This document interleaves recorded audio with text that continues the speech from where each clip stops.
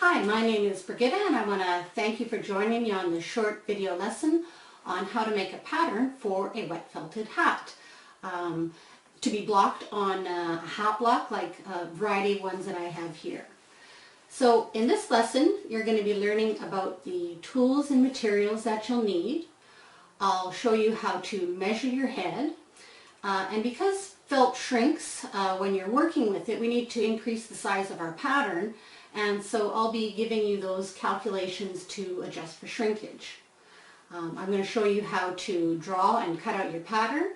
And finally you'll learn how to make a resist. Okay, so now I'm going to show you the tools and materials that you'll need for making your pattern for a wet felted hat.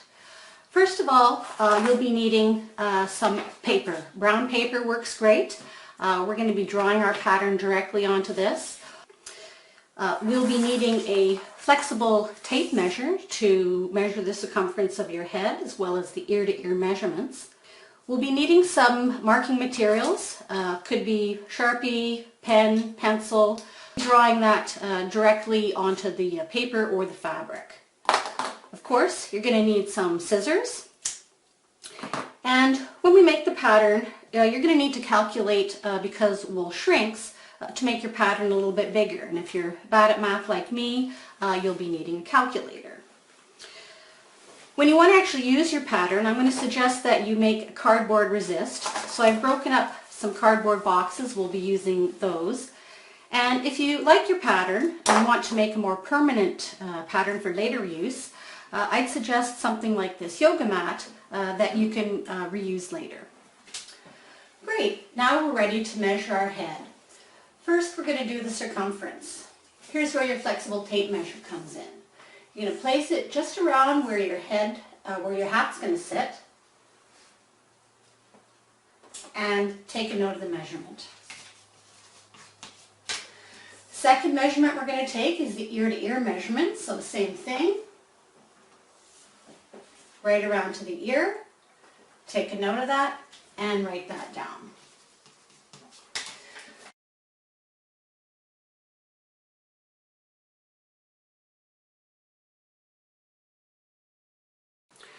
Great, so we've got our new measurements for increasing our pattern size.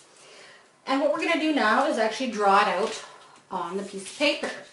So for me, my measurement turned out to be 15.75, and I'm just going to round that up to 16 inches.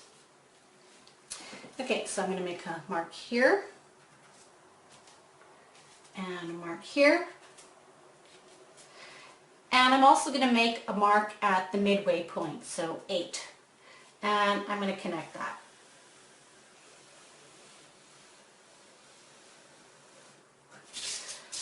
Great, now for my midway point, I'm going to be adding my ear-to-ear measurements. For me, I'm just going to round it down to 9. And I'm going to mark that here. Also going to draw this line in. Now what we're going to do is to create the shape of the crown, and what you're going to want to do is just going to freestyle it in here, and I'm going to connect these lines, making a nice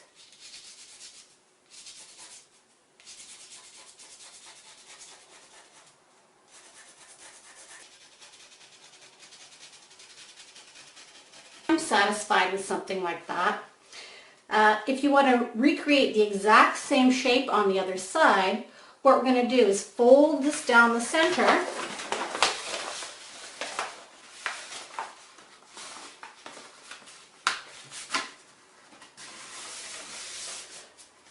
and then we're ready to cut the pattern out.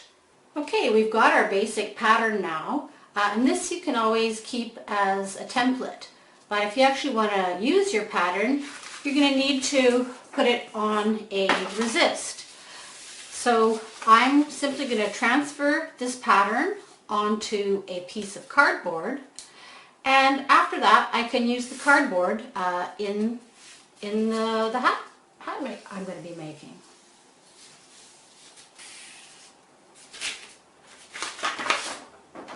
Great. So you've got your basic resist here, and we can use this to make our wet felted hat on. When you do use it, it is going to deteriorate, so it won't be able to be used another time. If you like the hat that came out of it though, you still have the paper pattern that we originally made. What I do is I transfer that onto a more durable material. I'm using a yoga mat, but you could use bubble wrap. Draw out the pattern and cut out your resist. This can be used again, again, again, and again. There you have it.